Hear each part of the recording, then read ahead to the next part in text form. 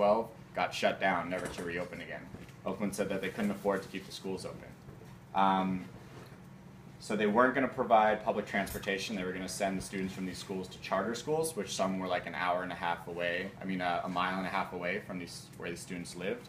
They weren't going to provide public transportation. These parents somehow had to figure out how to get their kids to school a mile and a half away. A lot of these people don't have cars.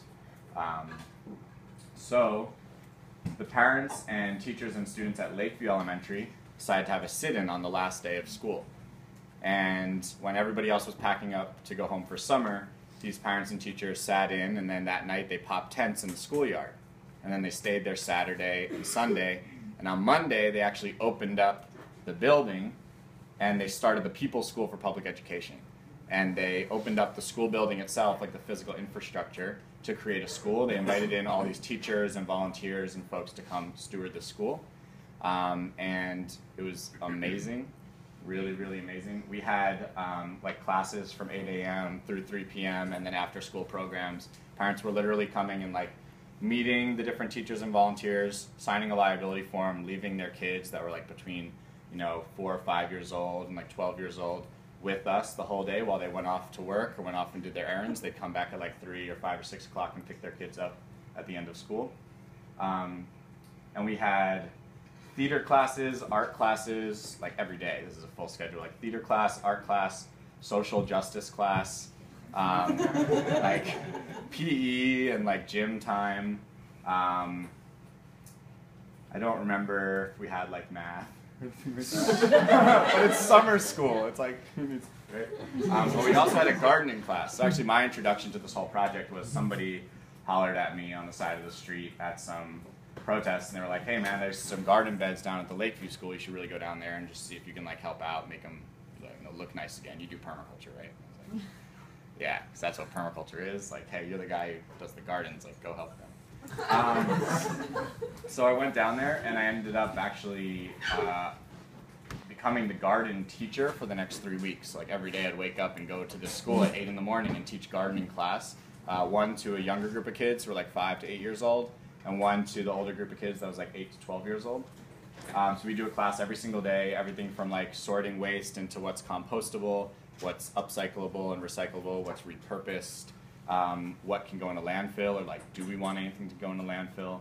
We would talk about building compost and soil, and like NPK ratios and the whole thing. We started seeds together with them. We would maintain the garden beds and some of the apple trees and like get the garden beds growing once again, plant new seedlings.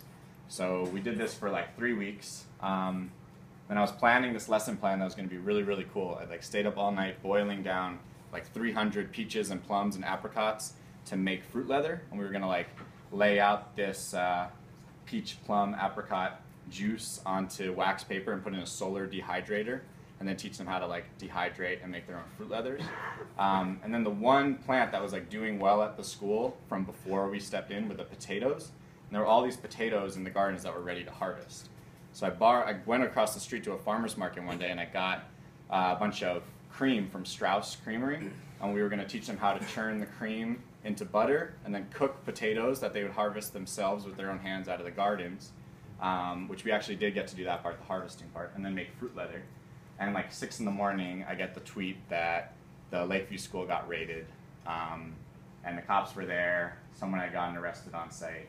And so there was like a big rally that day. So like everybody from Oakland came down to the school, and there was this one father there who came up to me and he said, so they came and they built a fence that day around the entire school.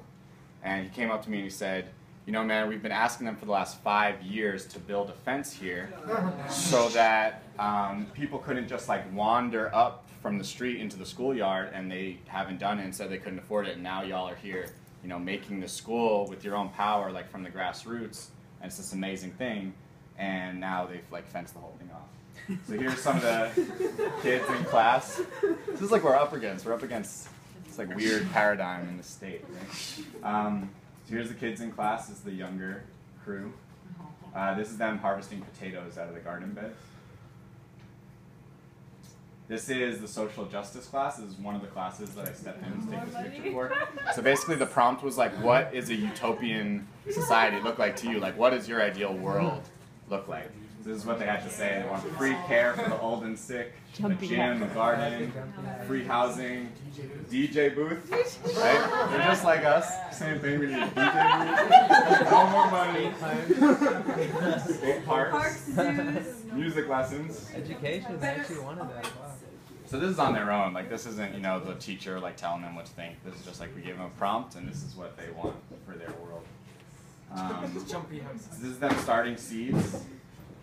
They're like wrapping seeds in paper towels and soaking them in order to get them to sprout. Okay, so I'm gonna move on from this one.